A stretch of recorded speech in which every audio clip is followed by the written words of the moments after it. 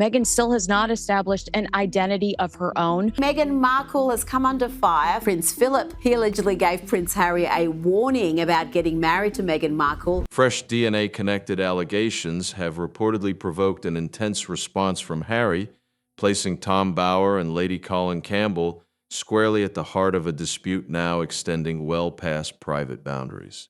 What started as hushed whispers has rapidly transformed into circumstances that sources characterize as strained and intensely personal, with concerns emerging about precisely what was stated, who made the initial claims, and why the pushback has been so swift and forceful. So what exactly are these assertions, and why are they generating such a powerful response right now, in this particular manner, and at this specific time? Stay with us as we reveal the complete narrative behind the growing dispute involving Harry, Tom Bower, and Lady Colin Campbell, the two individuals steering this discussion. Before examining what has genuinely been asserted, let's explore a bit about the person advancing these claims, because that carries enormous weight in determining how seriously the statements warrant consideration. Tom Bower didn't begin his profession chronicling the royal household. He established his standing across many years as one of Britain's most thorough investigative authors. Meghan is a person who controls the narrative, who had become part of the royal family she couldn't understand. Working through subjects that featured influential media tycoons, political figures, and corporate leaders who possessed substantial means and motivation to resist unwelcome examination. His approach has remained consistent throughout every publication he has produced. Go straight to the individuals who were there. Construct the narrative from the inside outward and allow the sourcing to support the case rather than letting claims perform the function that proof should handle. He doesn't document from the exterior, peering in at a subject he lacks connection to. He documents from the discussions he managed to conduct with individuals who were genuinely present when events unfolded. That foundation is why his most recent publication, Betrayal, held the significance it did when it appeared in March 2026. Within mere days of launch, it climbed directly to the top position on the Sunday Times bestseller rankings. That type of market reaction doesn't occur through promotion alone. It occurs when a publication addresses something that numerous individuals have been anticipating someone reliable and answerable to examine in writing with their identity on the front. Lady Colin Campbell, conversely, functions in a distinct manner, yet brings her own form of credibility to this arena. She has invested years constructing detailed, continuous arguments throughout television presentations and digital platforms that attract viewership, numbering in the millions reliably. She isn't an unnamed observer posting theories without responsibility into the emptiness of the internet. She employs her identity, rank, and her assertions in public forums where she can be straightforwardly challenged, examined, and held answerable for what she has expressed. And when she presents an argument, she connects herself to it in a manner that brings genuine individual and career ramifications if she proves to be incorrect. That form of responsibility sets apart what she accomplishes from the typical background chatter of royal speculation that populates comment areas and social networking streams. Between these two personalities, throughout a best-selling publication and years of recorded public discussion viewed by millions, a collection of concerns has been put together that extends considerably past the standard domain of royal speculation and palace drama. It addresses something more consequential in relation to records, chronology, and constitutional foundation. And grasping precisely what those concerns are is the sole method to comprehend why this discussion refuses to conclude. What they are both expressing about Harry and Meghan's offspring is what makes this narrative unlike anything else in contemporary royal reporting. So what precisely are they expressing, and why did it generate a devastating response? What Bower's publication actually disclosed nearly 500 pages represents substantial territory to examine, and Betrayal progresses through an extensive range of ground, recording aspects of Harry and Meghan's existence and decision-making that had either never been documented previously or had earlier existed solely in pieces without the complete surrounding framework. There are descriptions of confrontations within palace boundaries, including a supposed meeting at Kensington Palace where an effort to reduce family strains apparently intensified swiftly, with Meghan purportedly instructing Prince William to withdraw his finger from her presence while Harry remained nearby without stepping in. That instance became one of the most analyzed passages in the complete publication, and royal observers invested considerable effort disputing its precision and importance in the weeks after publication. The publication also examines the monetary structure of Archewell, the pair's charitable entity, posing concerns about how funds transferred through the operation and whether the oversight reflected what contributors and the public had been guided to understand. Meghan's Netflix arrangement was also specifically addressed in the publication, with Bauer indicating the platform's genuine backing for her initiatives was substantially weaker than the public alliance had suggested, posing concerns about whether the deal ever represented what it seemed to on the exterior. Throughout all of it, Bauer constructs a depiction of Meghan as someone who functions with remarkable intentionality. His portrayal is of an individual who never acts without measuring the impact of that action, who handles relationships completely in regard to their utility, and who eliminates individuals from her circle with absolute exactness when they no longer benefit her purposes. Her father encountered this. The royal household encountered it, and individuals who worked with her professionally have characterized variations of the identical pattern. That depiction, which became one of the most repeated conclusions from the complete publication, also establishes the more consequential concerns Bauer presents subsequently. Because if someone functions with that degree of calculation in every other aspect of their existence, what does that signify for the choices they have rendered around the most emotionally significant parts of their public narrative? Harry and Meghan's representatives responded sharply when the publication became accessible. Numerous assertions were dismissed completely. The term conspiracy was utilized more than once. Critics of the pair were characterized in language that indicated fixation rather than valid investigation. But the response had an unforeseen result. Rather than settling the discussion, it attracted renewed focus to the publication from individuals who hadn't been closely monitoring the narrative. Suddenly, a fresh viewership was researching precisely what had been asserted and attempting to comprehend why the response to it was as powerful as it was. And when that fresh viewership started examining, the concerns about the offspring were the ones that halted them immediately. The concerns around Archie's arrival, the public narrative of Archie's arrival, has consistently existed in a space where particular details didn't rest easily alongside each other. Lady Campbell was among the initial individuals with a substantial public platform to place this observation into specific identifiable language. Here is the fundamental tension. After Archie was delivered, Harry and Meghan provided their initial major conversation about his arrival to CBS News. Throughout that discussion, Meghan indicated that she had never planned to deliver in a medical facility at all. Her initial intention, she stated, was a home delivery. That declaration was presented casually as background for how circumstances had ultimately developed, but it rested in direct opposition to the Portland hospital narrative that had already been extensively documented and recognized as the authorized version of where Archie entered the world. When observers positioned these two accounts alongside each other, the distance between them was clear.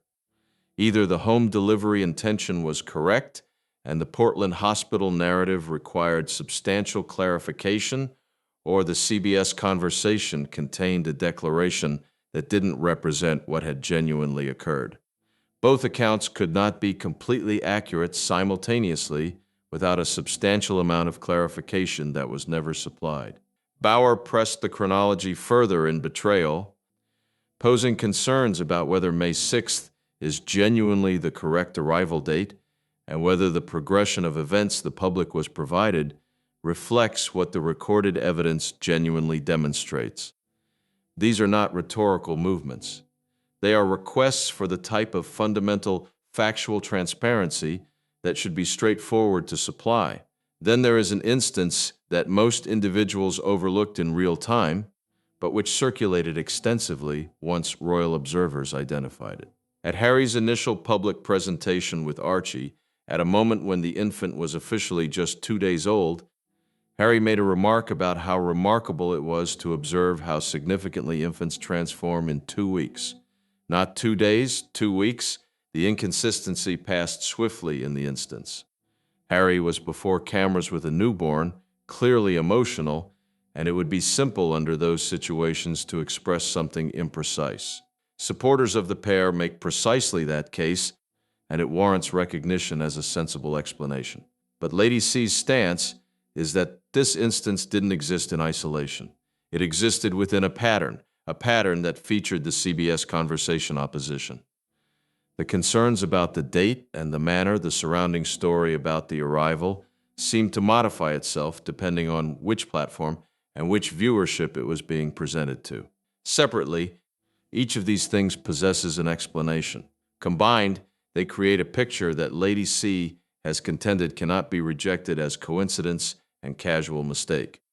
What followed next with the second arrival posed concerns that extended further still. The concerns around Lilibet's arrival, if the concerns around Archie's arrival were about the discrepancies in storytelling and the unexplained distances, what surfaced around Lilibet's arrival featured authorized records, and that modified the character of the discussion substantially. The surface narrative of Lilibet's arrival is straightforward and clean. June 2021, Santa Barbara Cottage Hospital, a healthy infant girl. That account went out to the world, and for much of the public, that's the entire narrative. But Lady C and Bauer both examined the surrounding particulars and discovered a picture that didn't fit together as smoothly as the headline indicated. The particular that produced the most immediate discussion was the taco pause. According to narratives that circulated and were picked up by numerous royal observers, Meghan was reportedly hungry throughout active labor and made a pause for nourishment en route to the medical facility. On its own, this might sound like an uncommon but not impossible story. The type of particular that gets retold as an amusing narrative in subsequent years. Lady C's response to it was straightforward and medical in its construction. Active labor is not a mild or controllable experience for most women. It is physically powerful.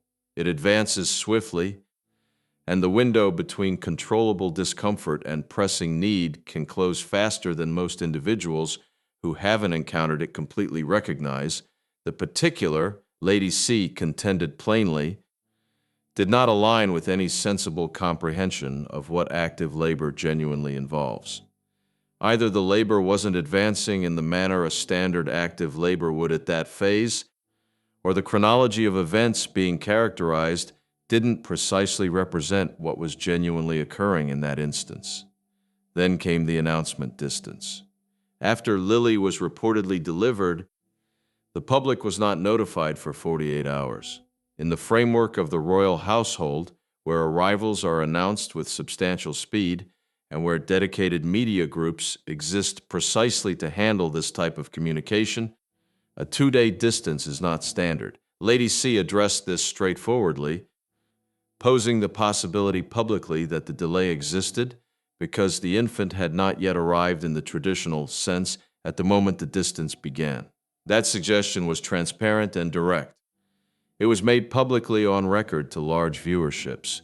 It was never straightforwardly answered. The arrival certificate itself brought its own collection of difficulties. Lady C identified a specific particular publicly that attracted substantial focus throughout royal discussion platforms. According to her interpretation of the record, a state region designation connected with Colorado appeared on a certificate for an arrival that was officially documented as having occurred in California. California and Colorado carry distinct designations, and the difference between them is not a minor administrative particular. If the interpretation of the certificate Lady C characterized is correct, it poses an immediate concern about where the arrival genuinely occurred and under what situations the record was submitted. This particular circulated swiftly, was disputed extensively, and has never been publicly addressed, with a transparent recorded correction from the pair's representatives. Finally, and perhaps most quietly substantial of all, the medical expert publicly connected with Lilibet's arrival closed her practice at the conclusion of that identical month. No clarification was presented publicly, and there was also no declaration made. She simply ceased practicing and withdrew from any additional public involvement on the matter. Lady C characterized this as deeply significant. Bauer featured it in his broader examination of the surrounding situations. Neither proceeded past what the recorded facts demonstrated, but both made transparent they regarded it as a data element that warranted substantial consideration rather than silence. Each of these particulars carries an individual clarification. Combined, they create something that has proven much harder to set aside. What individuals observed on their displays, beyond records and chronologies, a separate thread beyond records and chronologies, a distinct thread of this discussion is constructed around something far more immediate and visually reachable. It is about what millions of individuals observed on their displays throughout both pregnancies in real time and what those images seem to demonstrate. Lady C utilized a specific term when characterizing what she witnessed about Meghan's physical presentation throughout the Archie pregnancy. She termed it performed. That term landed immediately and separated opinions sharply. Supporters of the pair characterized the portrayal as harsh and without foundation, the type of discussion no woman should have to bear about her body or her pregnancy. Critics stated Lady C was characterizing something that was recorded in extensively available photographs and video material that anyone with connection to the internet could return and examine for themselves. The fundamental observation was that Meghan's bumps seemed significantly distinct from one public presentation to the following in manners that seemed to extend past what natural week-to-week pregnancy advancement would typically generate. There were specific presentations that were referenced repeatedly. The purple dress presentation and the red coat presentation became reference elements that observers and digital communities returned to again and again, positioning them in sequential order and examining the distinctions between them. Before proceeding any further, the counterpoint here needs to be expressed honestly and completely, because responsible reporting of this matter requires it. Pregnancies differ enormously between women. Some women carry in manners that seem dramatically distinct depending on the attire, the stance, the perspective of a camera, and the specific phase of the day. Some women remain highly physically active and mobile right up until labor in manners that seem remarkable to outside observers, but are completely consistent with a healthy pregnancy. Rendering confident determinations from selected photographs is not the equivalent of generating proof. It is interpretation, and interpretation from visual observation holds substantial constraints that anyone engaging with this matter honestly has to recognize. Lady C has recognized this constraint specifically. Her response to it, however, is that she did not depend solely on individual visual observation. She has expressed publicly that she consulted with medical experts, nurses, and women with direct pregnancy experience before speaking on the matter. She characterized those discussions as generating consistent observations that the visual particulars being examined posed valid concerns that simple natural variation could not completely account for. She was not presenting this as a casual perspective. She was presenting it as a determination reached after intentional consultation with her identity attached. The image that penetrated the chatter most sharply was the dog shelter visit.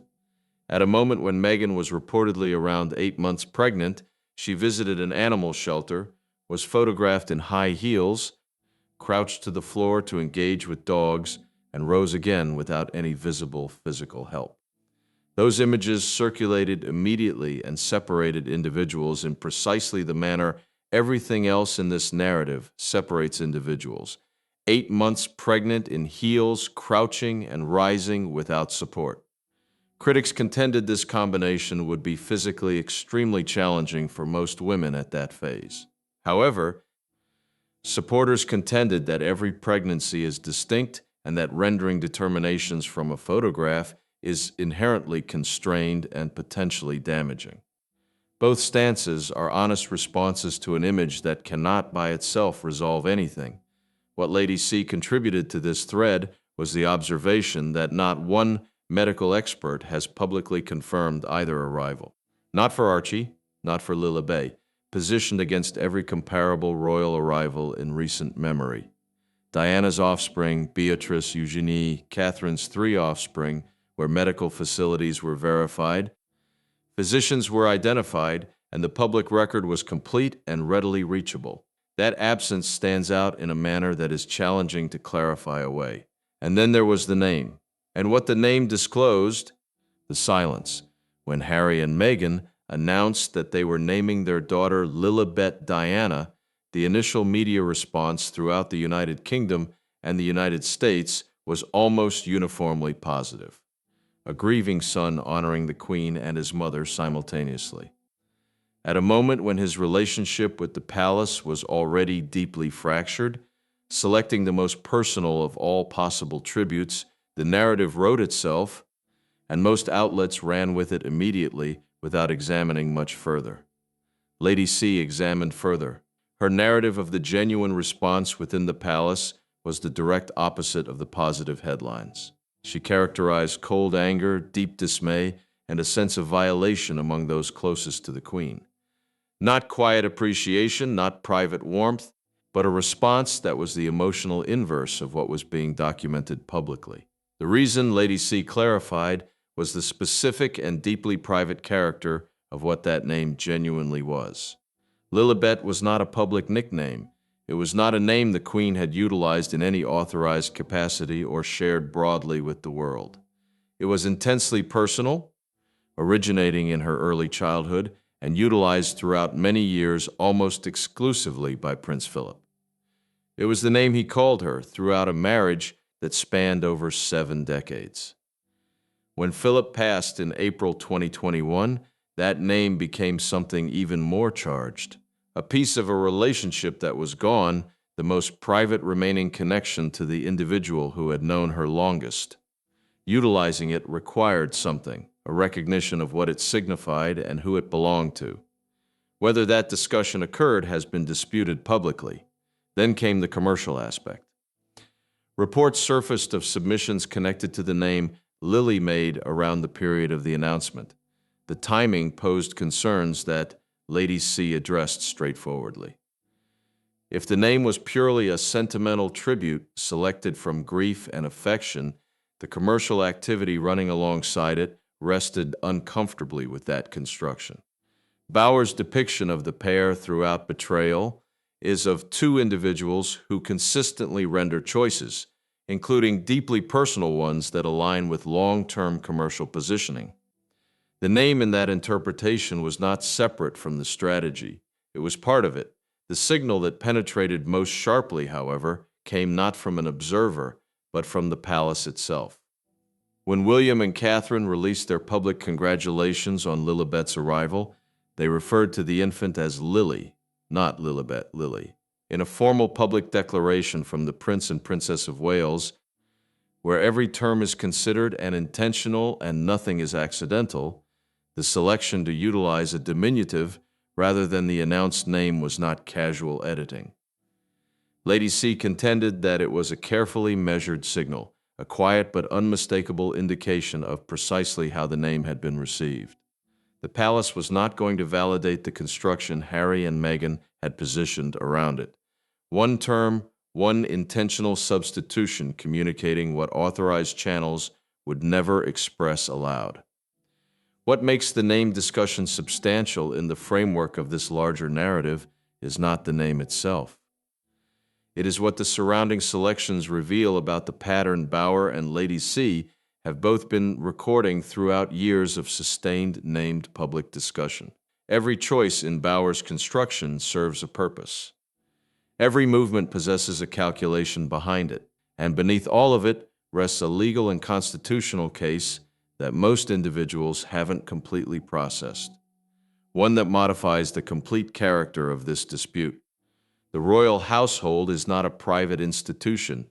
It is a constitutional one, functioning under legal structures that extend throughout the United Kingdom and every Commonwealth realm that still recognizes the crown. Lady C's case is that the situations surrounding the arrival of offspring connected to the royal succession are not personal matters that fall within the ordinary right to privacy. They are matters of national governance and constitutional law, and the public possesses a valid interest in the precision of the record surrounding them. That construction transforms what might otherwise appear like intrusive speculation about a private household into something with a distinct legal and constitutional character completely. And from there, the legal silence becomes the most important element of the complete narrative.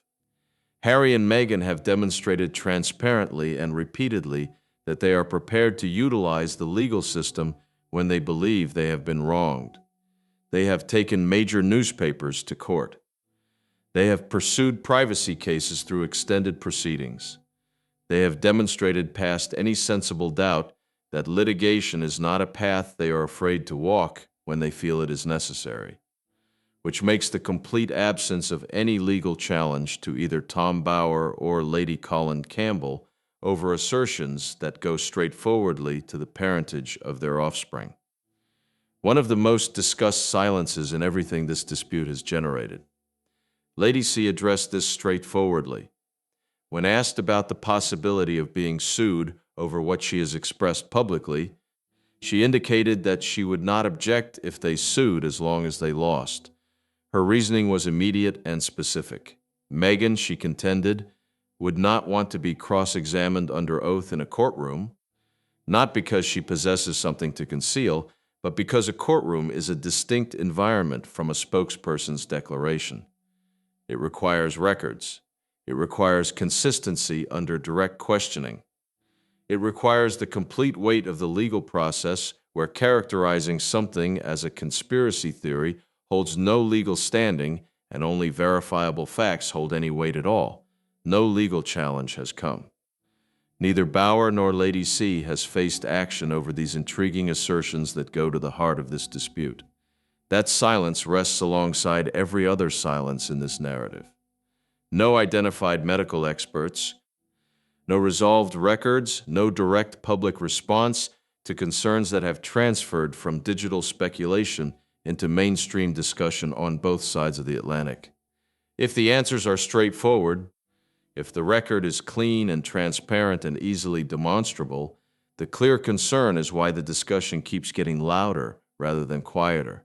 Every publication that lands at number one, every television presentation that clips and circulates, every legal challenge that doesn't materialize contributes another layer to a silence that the pair has, for reasons of their own, selected to maintain. Do you think Harry and Meghan possess a responsibility to address these specific concerns publicly? Or does the right to privacy outweigh the constitutional cases Lady C is advancing? And if the records are as straightforward as their representatives have suggested, what do you think is preventing them from simply making it available? Share your perspectives with us in the comment area. Remember to like, share, and subscribe for more. Also, click the next video displaying on your screen. You will appreciate it.